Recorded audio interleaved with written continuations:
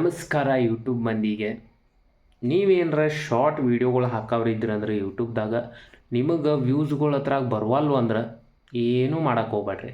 ಅವು use 100% short ವೀಡಿಯೋಗಳಿಗೆ ನಿಮಗೆ subscribers ಜಾಸ್ತಿ ಆಕ್ಕಾರು, ವ್ಯೂಸೂ ಜಾಸ್ತಿ ಬರ್ತಾವೆ. ಅದು ಹೆಂಗೆ ಅಂದ್ರೆ ಟ್ರಿಕ್ಸ್ ಇರ್ತಾವೆ ಅದಕ್ಕೆ ತೊಡೆ. ನೀ ಯಾವ ವೀಡಿಯೋ ಹಾಕತ್ತಿರ್ತಿಲ್ಲ ಅದ್ರ ಮ್ಯಾಗ ಇಂಪಾರ್ಟೆಂಟ್ ಇರ್ತೈತಿ. ಮತ್ತು ಟ್ರೆಂಡಿಂಗ್ ಮ್ಯೂಸಿಕ್ ಹಾಕೋದು ಇಂಪಾರ್ಟೆಂಟ್ ಇರ್ತೈತಿ. ನೀ ಶಾರ್ಟ್ ವೀಡಿಯೋ ಹಾಕೋವಿದ್ದಂದ್ರೆ ಈ ಸದ್ಯ ಟಾಪ್ದಾಗ ಇನ್ನು ಅದಕ್ಕೆ ಮ್ಯೂಸಿಕ್ ಸೆಲೆಕ್ಟ್ ಮಾಡ್ತಿರ್ತಿಲ್ಲ, ಅವಾಗ ಅದಕ್ಕೆ ಟ್ರೆಂಡಿಂಗ್ ಯಾವ್ದೈತೆ ನೋಡ್ಕೋ. ಟ್ರೆಂಡಿಂಗ್ ಯಾವ್ದು ಮ್ಯೂಸಿಕ್ ಐತಲ್ಲ ಅದನ್ನು ಸೆಲೆಕ್ಟ್ ಮಾಡಿ ಒಗಿ ಅದಕ್ಕೆ ಮ್ಯೂಸಿಕ್. ನೀ ಅಂದ್ರೆ ವಾಯ್ಸ್ ಅದು ಕೊಡವಿದ್ದಿ, ವಾಯ್ಸ್ ಹೆಚ್ಚಿಗೆ ಇಡೋದು, ಮ್ಯೂಸಿಕ್ ಸ್ಲೋ ಇಡ್ಬೇಕು.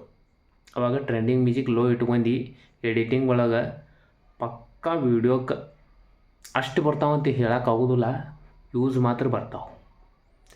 ಇದು ಮಾತ್ರ ಖಚಿತ, ವ್ಯೂಸ್ ಮಾತ್ರ ಬರತಾವ. ಹೇಳಿ ಕೇಳಿ, ಉತ್ತರ ಕರ್ನಾಟಕದಾಗ ಎಷ್ಟು ಮಂದಿ ಯೂಟ್ಯೂಬರ್ಸ್ ನೋಡತ್ತಾರಲ್ಲ ಅದನ್ನು, ವ್ಯೂಸ್ ಮಾತ್ರ ನೀವು ಶಾರ್ಟ್ ವೀಡಿಯೋ ಮ್ಯಾಗ ಯೂಟ್ಯೂಬ್ ಚಾನಲ್ ಬೆಳೆಸೋರಿದ್ರೆ ಶಾರ್ಟ್ ವೀಡಿಯೋಕ್ಕೆ ವ್ಯೂಸ್ಗಳು ಮಿಲಿಯನ್ ಗಂಟ್ಲೆ ಬರ್ತಾವೆ.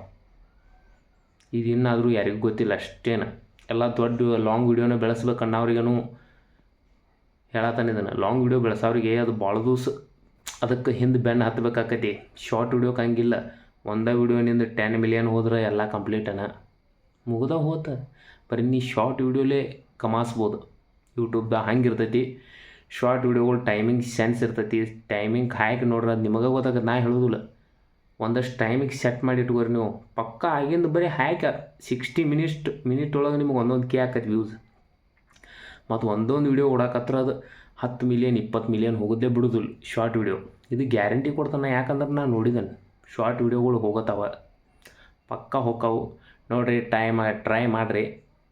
ಇದು ನನ್ನ ಅನಿಸಿಕೆ ಐತಿ. ನಿಮಗೇನಾರು ತಿಳಿಲಿಲ್ಲ ಅಂದ್ರೆ ನಾನು ಯೂಟ್ಯೂಬ್ದಾಗ ವೀಡಿಯೋಗಳು ಹೆಂಗೆ ಯೂಸ್ ಮಾಡ್ಬೇಕು ಅನ್ನೋದು ಹೇಳ್ತಾನು, ಹೋಗಿ ನೋಡಿರಿ, ಸಬ್ಸ್ಕ್ರೈಬ್ ಮಾಡಿರಿ, ಮರಿಬೇಡ್ರಿ.